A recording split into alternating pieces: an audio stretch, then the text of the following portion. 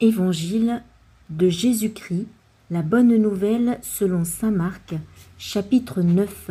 Jésus guérit un enfant qui a un esprit mauvais. Le père de l'enfant lui dit à Jésus: « J'ai demandé à tes disciples de chasser cet esprit mauvais, mais ils n'ont pas eu la force de le faire. » Jésus leur dit: « Vous, les gens d'aujourd'hui, vous n'avez pas la foi. Je vais rester avec vous combien de temps encore? Je vais vous supporter combien de temps encore?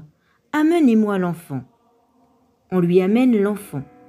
Quand l'esprit mauvais voit Jésus, aussitôt il secoue l'enfant avec force. Celui-ci tombe, il se roule par terre, et de la salive sort de sa bouche. Jésus demande au Père: « Cela lui arrive depuis quand ?»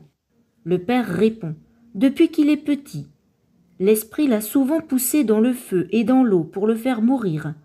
Mais, si tu peux faire quelque chose, aie pitié de nous et aide-nous. » Jésus lui répond: « Pourquoi est-ce que tu dis: si tu peux faire quelque chose? Tout est possible pour celui qui croit. » Aussitôt, le père de l'enfant se met à crier: « Je crois, mais aide-moi, parce que je n'ai pas assez de foi. » Jésus voit qu'une foule nombreuse se rassemble. Alors, il menace l'esprit mauvais en lui disant: « Esprit qui empêche de parler et d'entendre, sors de cet enfant et ne rentre plus jamais en lui. » C'est un ordre. L'esprit pousse des cris. Il secoue l'enfant avec force et il sort. L'enfant a l'air d'être mort. Et beaucoup de gens disent: « Il est mort. » Mais Jésus le prend par la main, il l'aide à se lever et l'enfant se met debout. Ensuite, Jésus rentre à la maison. Quand ses disciples sont seuls avec lui, il lui demande: « Et nous, nous n'avons pas pu chasser cet esprit. Pourquoi donc ?» Jésus leur répond: « C'est seulement par la prière qu'on peut faire sortir ce genre d'esprit. » Une deuxième fois, Jésus annonce qu'il va mourir et se relever de la mort. Il quitte cet endroit et il traverse la Galilée. Jésus ne veut pas qu'on sache où il est. En effet, il enseigne ceci à ses disciples: « Le Fils de l'homme va être livré aux mains des hommes. Ils vont le faire mourir et 3 jours après, il se le relèvera de la mort. » Mais les disciples ne comprennent pas ce qu'il leur dit et ils ont peur de lui poser des questions. Qui est le plus important? Ils arrivent à Capernaum. Quand ils sont dans la maison, Jésus demande à ses disciples: « De quoi est-ce que vous avez discuté en marchant ?» Mais les disciples se taisent. En effet, sur le chemin, ils ont discuté entre eux pour savoir qui était le plus important.